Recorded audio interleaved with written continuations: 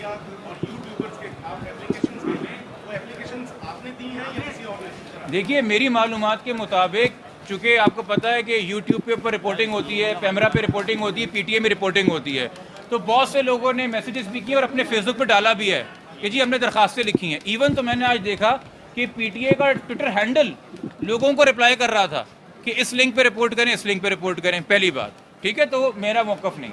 दूसरी बात, सर आप सर जवाब आप नहीं सुन रहे सवाल पूछ के ठीक है। अच्छा, दूसरी बात, मैंने जी मीडिया को गाइडलाइंस दी थी, मैं वजाहत कर दूं। सर देखिए, चूँकि मैं एक वकील हूँ, अगर कानून के अंदर, चाइल्ड मैरिज रूल्स के अंदर मीडिया के हवाले से एक क्लॉज है, मैं है। अच्छा, अब मैं आपको ये बता दूं, जिन लोगों को नहीं पता, खुदा के वास्ते हमारे हाई कोर्ट के और सुप्रीम कोर्ट के बार रूल्स पढ़ लीजिए। सिर्फ अंग्रेज़ों की मार और अंग्रेज़ों की मुरूने मिल्लत मिलावा सूट हमारा यूनिफॉर्म नहीं है। मेरे मुल्क की अपनी एक सकाफत है। हाई कोर्ट में शेरवानी ऑफिशियल यूनिफॉर्म है, हाई कोर्ट में शेरवानी ऑफिशियल यूनिफॉर्म है। मैं हाई कोर्ट में शेरवानी में पेश होता हूँ और सिटी कोर्ट में शलवार कमीज काली वास्केट के साथ ऑफिशियल यूनिफॉर्म है। अब मुझे ये तहमत ना दें कि मैं माय लॉर्ड करते करते अंग्रेज़ों का यूनिफॉर्म क्यों नहीं पहन रहा, तो हमारे मुल्क की सकाफत है। ठीक है, अच्छा, सही है, सही है। अच्छा, दूसरी बात मेरे भाई, असिस्ट करना, कोई अगर कानून पास हो गया है, कोई अगर रूल पास हो गया है और उसका इतलाक मीडिया पे होता है, मैं तो गुड फेथ में शेयर कर रहा हूँ, मैं डिक्टेट तो नहीं कर रहा। वो तो पैमरा का और पीटीए का काम है भाई।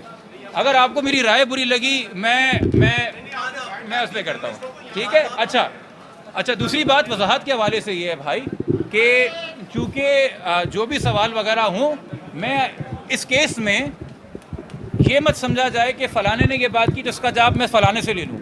जिसने जो बात की उससे बात करें, मैं एक फेयर बात कर रहा हूँ। हाँ बिल्कुल, आपने से सवाल किया सर, आप तो सीनियर हैं, हम तो आपसे सीख रहे हैं। कोई और सवाल? हाँ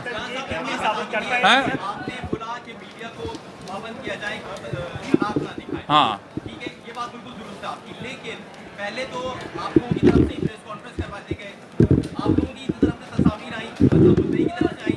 अब जब शनाख्त हो गई है तो अगर आप कानून की तशरीह में जाए तो वजह ये होती है कि उससे जो है वो बदमज़गी ना हो, बच्ची की शनाख्त होगी तो बच्ची को लोग परेशान करेंगे। तो अब जब एक बच्ची की शनाख्त हो गई है, पूरी आवाम को उसके ऊपर अवेयरनेस जाग गई है, आवाम इस हवाले से, चाइल्ड मैरिज के हवाले से सोच रही है, आपका खुद का भी बड़ा काम है। अब आप लोगों को क्यों महरूम करना चाहते हैं? बहुत मकबूल सवाल है ये सवाल हर एक इंसान के जहन में, और मैं अप्रिशिएट करता हूँ सर आपने सवाल किया। देखिए, पहले 10 दिन जब तक बच्ची मीडिया के सामने मंजर आम पे नहीं आई थी, ये अगवा का केस था, गुमशुदगी का केस था। हम मिसिंग दुआ के नाम से एक बच्ची गुम गई है, लापता है, किसी को रेलवे स्टेशन पे मिले, किसी अस्पताल में मिले, कहीं रोड के किनारे मिले तो जमा करा दीजिए, बता दीजिए। उसके बाद ये केस एक सामने आया। आपको पता है इस केस के अंदर पुलिस ने C क्लास में चालान जमा कराया था कि ये कोई केस नहीं बनता, इसमें कोई ऑफेंस लगता नहीं है। जब ये बात हो कि कोई ऑफेंस लगता नहीं है, तो जब ऑफेंस लगता नहीं तो उसके तहत, उस ऑफेंस के तहत जो मीडिया गाइडलाइंस है उनका इतलाक नहीं होता। चूँकि 16 जुलाई को एक प्रोग्रेस रिपोर्ट आई है सामने, जिसमें पुलिस ने कहा है कि सिंध चाइल्ड मैरिज लॉ का इतलाक होता है और इसके तहत अब हमने बच्ची को बाजियाब करना है और इसके तहत हमने मुलजिम को गिरफ्तार करना है। और फिर चाइल्ड मैरिज एक्ट के तहत ये अदालत ऑर्डर देती है आईओ को कि बच्ची को आप लेके आएँ और चाइल्ड प्रोटेक्शन इंस्टीट्यूट पे जमा कराएं। तो चूँकि 16 जुलाई के बाद अब बगैर किसी डाउट के इस कानून का इतलाक हो गया है, इसलिए इस स्टेज के ऊपर मैं गैर ज़रूरी तौर पे आपको तंबीह करता रहूँ तो आप कहेंगे कि नसीहत करने वाला बाबा कहाँ से आ गया। मगर जब एक चीज़ कोर्ट ने भी अडॉप्ट किया है, कोर्ट ने, जब आप ऑर्डर पढ़ेंगे 22 तारीख का, वो एप्लीकेशन अलाउ हुई under rule 9 of Sindh child marriage state rules. तो जब उस हालात में जो बच्ची होती है ना, जब रूल 9 का इतलाक होता है तो उसी के नीचे रूल 18 है। हम सारे रूल सख्ती से पढ़ेंगे, इसलिए मैं सर इस स्टेज के ऊपर ये बात कर रहा हूँ। नहीं, अगवा की दफात अपनी जगह पे। उसके हवाले से मैं बता दूं, अगवा के हवाले से ऑलरेडी पैमरा का रूल जो है, पैमरा का 2015 का electronic media code of conduct है, उसके अंदर दिया हुआ है कि किसी भी अगवा बच्ची की जो आइडेंटिटी है वो वालिदैन के एक्सप्रेस प्रोविजन के बगैर नहीं आ सकती। वो चूँकि वालिदैन ने खुद शुरू में नशर की थी तो वो उन्होंने खुद बताया था कि हमारी बच्ची ढूंढ के लेके आएँ। मगर अब जो कि चाइल्ड मैरिज रूल्स लगा है तो उसमें वालिदैन की मर्जी की बात ही नहीं है, उसमें डायरेक्ट कोर्ट डिसाइड करता है कि क्या होना है कि क्या नहीं होना है। ठीक है, अच्छा, कोर्ट ने ये जवाब जहरा के स्टेटमेंट के बाद ये करार किया था कि अफवाह का केस खत्म हो गया, लेकिन आप फिर भी बार-बार कह रहे हैं कि बच्ची अफवाह हुई, ये क्या है? ये बड़ा माकूल सवाल एक और किया है। देखिए, सीनियर सहाफ़ी का सवाल यही होता है कि वो ऐसे सवाल कर रहे हैं ताकि जब मैं जवाब दूं तो आवाम के जहन में जो सवाल हैं वो एड्रेस हो जाएं। मैं शुक्रिया सर आपका अदा करूंगा इस पर। सिंध हाई कोर्ट का एक फैसला आया था 8 जून का हफ्ज़े बेजा का फैसला था। अच्छा, हफ्ज़े बेजा के अंदर ये मैं आपको बता दूं कि हफ्ज़े बेजा जो बच्ची की रिकवरी की कार्रवाई है, किसी भी मुखबिया की रिकवरी की कार्रवाई होती है, वो टेंटेटिव फाइंडिंग होती है। टेंटेटिव फाइंडिंग का मुराद है कि आज मेरे सामने जो हकायक हैं इसकी रोशनी में हमने ये मौक़िफ़ कायम किया है। अब आपके इल्म में है कि उसके बाद बच्ची का एक मेडिकल बोर्ड बना, उसके बाद बच्ची का जब मेडिकल बोर्ड बना तो बच्ची की एज कुछ और आई, सही है। उसके बाद इसी केस में, इसी FIR के तहत इसी हाई कोर्ट ने दोबारा समाअत की, और जब हाई कोर्ट ने अपना ऑर्डर दिया है 21 जुलाई का, तो हाई कोर्ट ने पिछले हाई कोर्ट के ऑर्डर का हवाला दिया है और उन्होंने कहा है कि आइडेंटिकल पिटिशन पहले फाइल हुई थी, उन्होंने फिर पहली मेडिकल रिपोर्ट का हवाला दिया है, फिर उन्होंने दूसरी मेडिकल रिपोर्ट का हवाला दिया है। ये तमाम तर कार्रवाई जो इस केस में होती रही है उसका हवाला देख के इसी सिंध हाई कोर्ट की जो आखिरी फाइंडिंग इस FIR के अंदर है, the girl is a minor, ये लिखा है शी इज़ अ माइनर।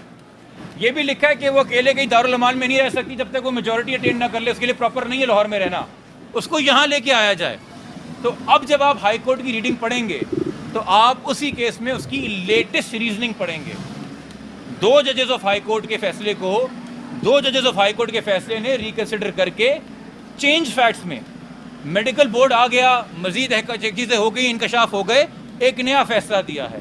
तो मैं हाई कोर्ट का लेटेस्ट, चूँकि वो सेम FIR में है, कोई और FIR में होता तो एक और बात होती, तो हम उसको पढ़ने के पाबंद हैं। इसलिए सर मैं 21 जुलाई के फैसले पर रिलाय कर रहा हूँ, 8 जून के फैसले पे नहीं कर रहा हूँ।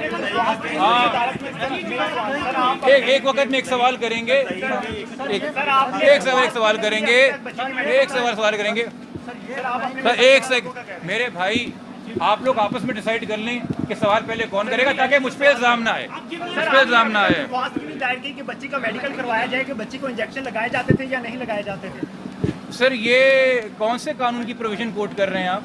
सर बच्ची का मेडिकल होना चाहिए ना, ये इल्जाम दिए गए थे कि बच्ची को बेहोश किया जाता है, किसने लगाए जाते हैं, किसने दिए? मीडिया में बातें फैलाई जाती थी, किसने दिए? मीडिया को पागल बनाया गया, किसने दिए? मीडिया को कहा गया था कि वो गैंग का हिस्सा है। अच्छा एक सेकंड मेरे भाई, आप सवाल कर रहे हैं, आपकी प्रेस कॉन्फ्रेंस तो नहीं है, वो तो मेरी हो रही है।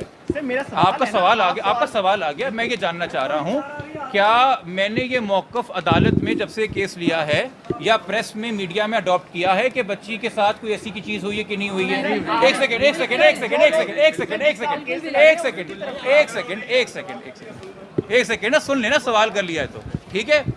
जब से मैंने ये केस लिया है और ये मैं इस केस की पैरवी कर रहा हूँ, क्या वालिद और वालदा ने ये बात की है?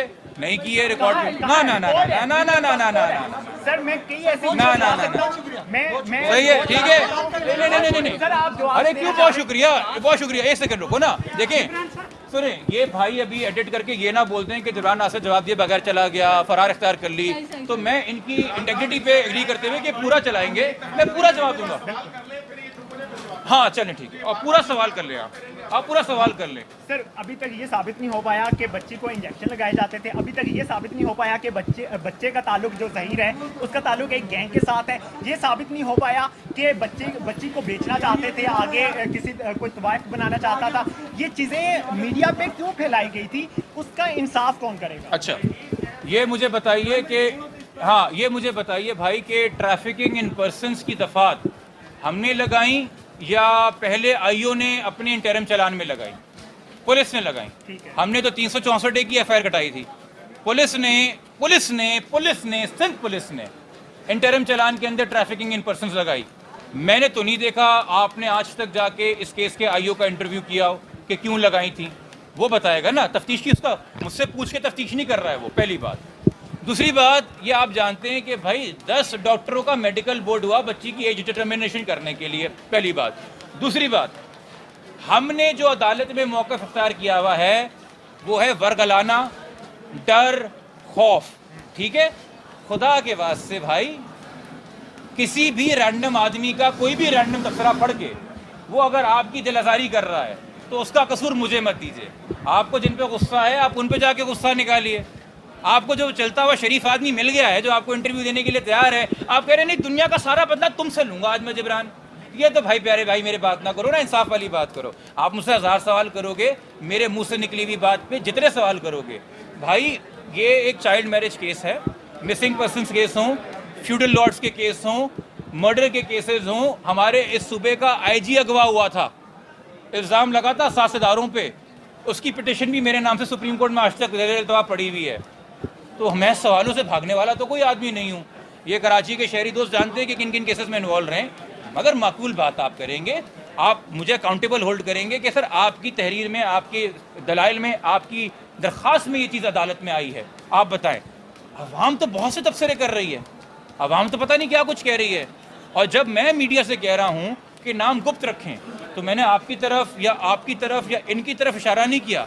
मैं तमाम मीडिया से कह रहा हूँ, मैं तमाम मीडिया से दरख्वास्त कर रहा हूँ कि खुदा के वास्ते इस केस की हसासियत को समझिए।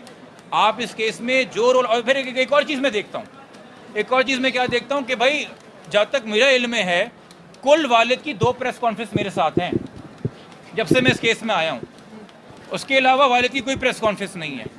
एक खातून वालदा के घर में जाके उन्होंने वालदा का इंटरव्यू कुछ लिया है, उससे भी मैंने वालदा को समझा दिया कि भाई आप ये प्लीज़ ना करें, चूँकि हमारा खुद अब अदालत में पहलू है कि मीडिया से इस केस के ऊपर बात ना हो, ठीक है। तो वालदैन का हो, मेरे ख्याल में तो उन्होंने नहीं लिया है मेरा इंटरव्यू, किसी और का इंटरव्यू। अरे यार इतने बड़े शख्सियत का आप नाम ले रहे हैं, उससे जाके इंटरव्यू करें, वो अवेलेबल नाम है ना। ये सारे सवाल मुझसे हो रहे हैं। अब ये मुझसे पूछेंगे कि हमजा शहबाज सीएम क्यों नहीं है, ये मुझसे पूछेंगे कि परवेज इलाही का क्या होगा। नहीं नहीं नहीं ना, ये जाती है। अच्छा सर, अब आपका सवाल आ अच्छा ये है कि जब बच्ची जहाँ जा रही है, चाहे लाहौर गई चाहे सिंगापुर गई, उसने कहा मुझे किसी ने अगवा नहीं किया, आप 365 पे क्यों जोर दे रहे हैं? अच्छा सर 365 तो अभी तक लगी नहीं, 364 लगी हुई है, ठीक है। अच्छा ये ज़रा दिल पे हाथ रख के बताएंगे यहाँ पे किसने 361 पढ़ी है? किसी ने नहीं पढ़ी है। तो फिर जो मैं बोलूँगा मेरा जवाब मानेंगे ना। 361 कहता है लड़का 14 साल से कम, लड़की 16 साल से कम, अगर उनको कोई ज़बरदस्ती टेक अवे या इंटाइस अवे यानी कि रजामंदी राजी करके ले जाए वालदैन की मर्जी के खिलाफ, तो वो किडनैपिंग है। कंसेंट 361 में गार्डियन की, वालदैन की है। 16 साल बच्ची कम हो, 14 साल लड़का कम हो, ले जाने के 2 तरीके, जबरदस्ती या राजी करके। अगर एक बच्चा जा रहा है पार्क में दूर और मुझे कोई आके कहता है जिब्रान साहब वो आपकी बेटी कहाँ जा रही है 13 साल की, खुशी खुशी किसी के साथ, और मैं कहता हूँ हाँ वो मेरा जानने वाला है, वो आइसक्रीम दिलाने ले जा रहा है, तो वो किडनैपिंग नहीं है। मगर अगर कोई आगे कहता है वो आपकी बच्ची खुशी खुशी किसके साथ जा रही है और मैं कहता हूँ अरे ये कौन है, कौन लेके जा रहा है, वो किडनैपिंग है। रजामंदी गार्डियन की है। 361 बताता है किडनैपिंग क्या है और फिर उसमें सजाएं 364 में दी गई हैं। तो खुदारा थोड़ा सा अगर आप बेसिक कानून पढ़ लेंगे, ये तो मैं पहले जिनसे प्रेस कॉन्फ्रेंस में बता रहा हूँ, तो ये सवाल मगर देखने नहीं, मैं आपको नहीं कह रहा, आपके तवज्जो से देखने वालों को कह रहा हूँ, क्योंकि ये सवाल यकीनी तौर पर मीडिया वही सवाल कर रहा है जो आवाम उठा रही है, ठीक है। मेरे भाई भी वो सवाल कर रहे हैं जो आवाम उठा रही है, बट आवाम को भी मैं बता रहा हूँ मुझसे वो सवाल करें जो मेरे दलाइल मेरी। अच्छा अब आपका सवाल हो गया, कोई और सवाल है यहाँ पे? ये भाई अकेले रहेंगे। अच्छा ये भी मैं आपको बता दूँ, खुदा के अगेन ये कानून की सारी चीज़ें ये आपके इल्म है कि 26/4 को जनाब मजिस्ट्रेट तस्वुर इकबाल साहब के पास दुआ का 164 हो चुका है। ये आपके इल्म में है, लाहौर में हो चुका है, ठीक है। अच्छा आपके इल्म में है कि एक कानून आया है इन्वेस्टिगेशन एंड ट्रायल्स एक्ट 2021, ये है आपके पास इल्म में? नहीं है। 2021 का एक कानून आया है, दिसंबर 2021 में पास हुआ है, अब कानून का हिस्सा है investigation and trials act rape 2021। मगर उसमें जो सेक्शंस दिए हुए हैं वो सिर्फ रेप के नहीं है, उसमें लिस्ट ऑफ सेक्शंस दी हुई हैं कि किन किन विक्टिम्स के बयानात होने हैं। उसमें 364A भी है और उसमें लिखा हुआ है कि जब इन सेक्शंस के विक्टिम्स होंगे उनका 164 होगा ओनली वंस। कितनी बार? Only once. सेक्शन 14 2021 का एक्ट, ओनली वंस। मैं घर बैठ के कानून नहीं बना रहा, सदर मेरे घर बैठ के ठप्पे नहीं लगा रहे, पार्लियामेंट मेरे ड्राइंग रूम में नहीं रहती। वाह, कुछ शिकायतें इस्लामाबाद लेके जाइए। बहुत शुक्रिया आप सबका। बहुत जबरदस्त, सलामत रहिए।